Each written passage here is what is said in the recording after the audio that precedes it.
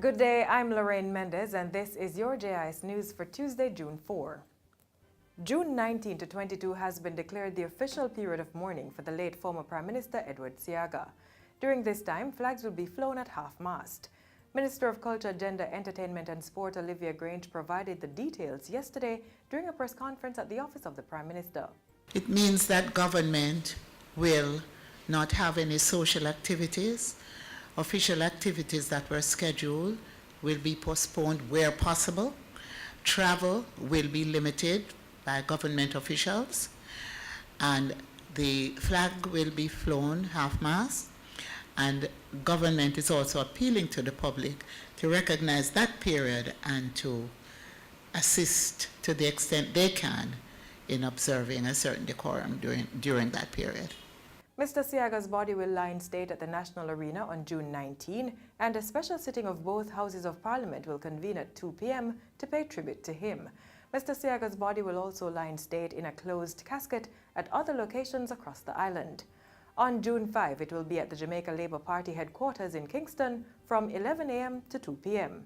Then on to Western Jamaica at the Montego Bay Civic Centre on June 7 from 9 a.m. to noon, and that same day at the St. John's Anglican Church from 2 p.m. to 5 p.m.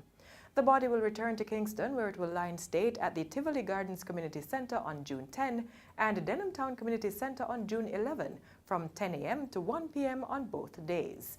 The final viewing will be on June 19 and 20 at the National Arena from 11 a.m. to 2 p.m. Condolence books are now open at several locations, including the Office of the Prime Minister, Ministry of Foreign Affairs, Gordon House, all municipal offices, and Jamaica's overseas missions. The state funeral for the Most Honorable Edward Seaga will be held on June 23 at the Holy Trinity Cathedral, beginning at noon. Interment is at the National Heroes Park. Announcements will be made at a later date as to foreign personalities who will be in attendance at the funeral. But I should indicate that several tributes from regional and international governments and leaders have already been received by the Prime Minister.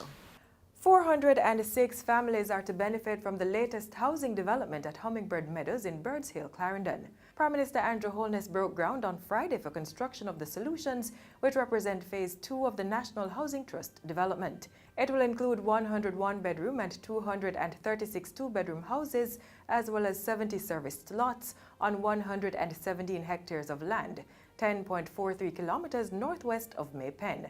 Infrastructure work has already been completed for Phase 1, which will provide 131 bedroom and 10 two-bedroom houses, along with 10 serviced lots. Prime Minister Holness says it's part of the NHT's goal to provide 23,000 housing solutions by 2021 to help reduce the country's housing deficit.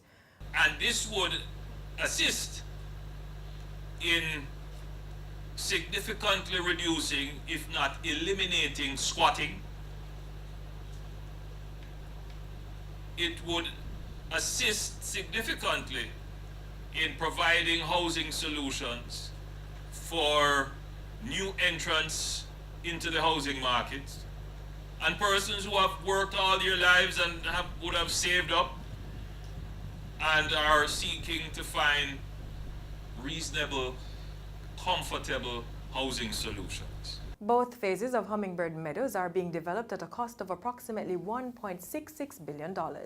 Industry Minister Audley Shaw says the importation of low-duty competitor goods in Jamaica needs to be discouraged. Known as trade dumping, the process occurs when a country or company exports a product at a price that is lower in the foreign importing market than it is in the exporter's domestic market. That doesn't make any sense.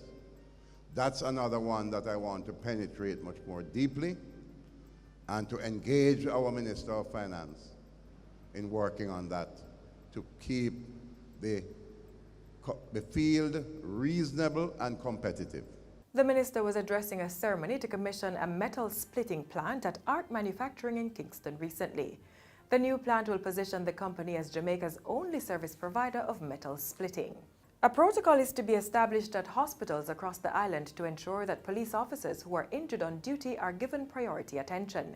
Minister of National Security Dr. Horace Chang says this is being lobbied with the Ministry of Health and Wellness. He made the announcement recently while addressing the Jamaica Police Federation's 76th Annual Joint Central Conference. I indicated to the minister, if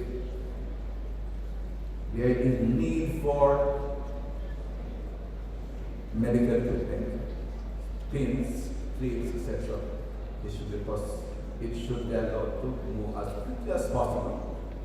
If we have to pay the bill, it must be sent to the ministry and we solve what the health insurance package. Dr. Chang says members of the Jamaica Constabulary Force place their lives in danger daily, and they should not be questioned or made to wait for long periods when they visit the hospital after being injured on duty.